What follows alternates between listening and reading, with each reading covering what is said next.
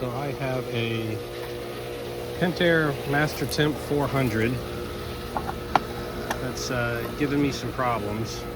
There are a lot of videos on YouTube that talk about problems with this thing, but I have yet to find any that have my particular problem. So I'm going to show you what's going on here. I'm going to turn on my heater here. And what happens, look at these codes in the back here. Lights up, it goes off. You hear it going, you're going to hear it ignite, you're going to hear a whoosh after a few seconds here, but as soon as it does that, you're going to see the AGS light go on. Let's wait for that real quick.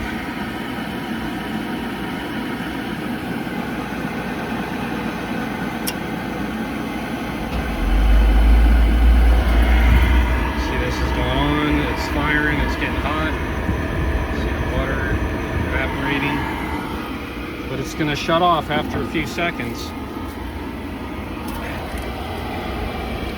Sometimes inside this box there's also a light that will flash errors. See, now it just shut off. I don't have this open, but this light does not come on, so I end up with this AGS light.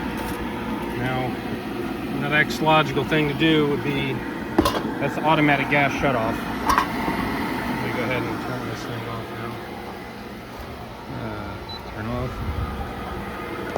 So one might think that the automatic gas shutoff sensor, which is this guy right here, is bad.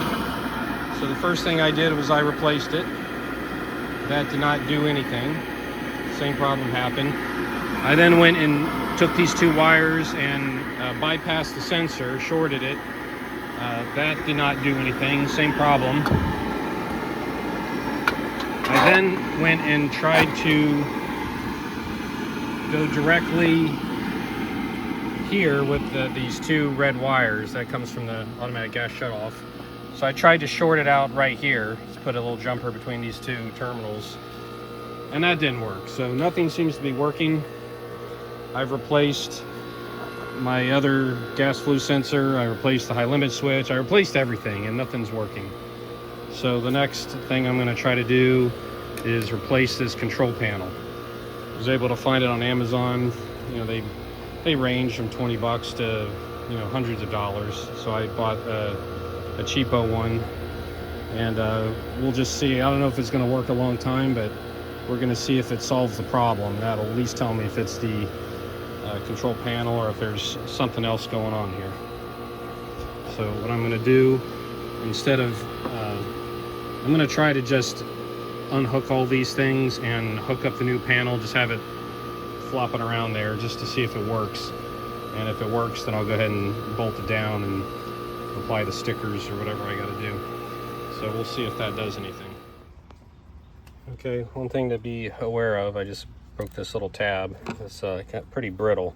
The way you get this out is you got to take these tabs here, take these tabs right here, like this one, and pry them back. So you take your screwdriver and pull them, open it up a little bit while you're pulling the cable out. That's how you get these sensors out. Some of them, I know in other projects I work on, sometimes you have to squeeze the top or whatever, but these ones you have to actually pull these out, and they can be pretty brittle, so be careful you don't break them. Okay, so with that said, I just broke this one as well. This one came off. Some of them came off easily, some are pretty brittle and broke. So now I'm just gonna take the new board and plug them all in. These of course have nice new retention features. So I'm just going to take everything, plug it right in. Should be 1 for 1. The other side of the board that's got the buttons on it, that's just going to plug in here. I'm not going to hook that up to my unit just yet until I know this is the problem. Okay, so one difference I'm noticing on my new board, this guy here seems to be opposite of this guy here. On the old board, this thing had all the retention feature going like this, and on this one it looks like I have to flip it around the other way. That's a little disconcerting, but I'll look into that. Okay, now for the moment of truth. I've got the new board wired up here, and panel again is just laying flat here, hanging around. So we're gonna turn it on and see if we get the same error message. Let's turn on that heater. I think is that a good sign? Maybe. Lit up.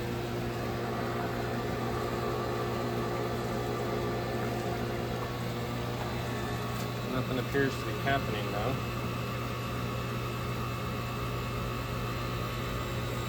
Maybe that's not a good sign.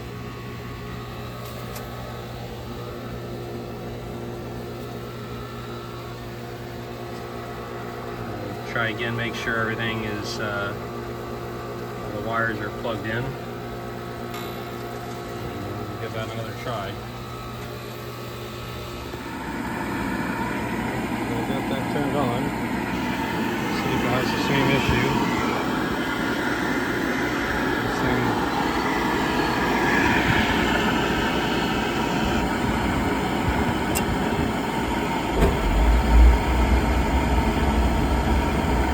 So I got no error warnings. Thing's on, it's heating up. The reason it didn't work that first time is because I needed to actually hit the spot on button. So it was the whole unit was powered off. So the old one would have an error by now, and it would shut off after 10-15 seconds or so. This one seems to be still going. So yeah, I think that was the cause of my problem, was that control board. And I bought this one off Amazon. This was a $25 version. And if you buy one from Pentair, it could be up to a few $100s. So I don't know, I can swap out 10 of these, and the cost it takes to buy a good one. So maybe I'll just see how well this one works, or how long it works. And the good news is that everything else seems to be working. We're getting the hot water now, so I've been without hot water for months and months, so I haven't had time to deal with this. So, all right, so it looks like I'm gonna go ahead and power this down and hook all this stuff up for real, screw it into the housing, and it looks like I'll have a functional unit. Okay, so I got everything back up and put together here. I'll admit that I cheated a little bit, that I reused the existing touch panel, and it came with the new one, but as I mentioned before, you gotta stick it to the plastic, so you gotta clean it with alcohol, and I don't know how well the new one's gonna stick, so I figured I'd just leave the original. I tested it with the original, and everything seemed to work just fine, so hopefully now I can be back up and running. But, only a few more maintenance issues. I got to replace my thermal regulator, but that is aside from what I was doing here. This was the complicated thing. So looks like it works. So if you have a similar problem where your heater ignites and then shuts off after so many seconds, it was probably like 15 seconds or so.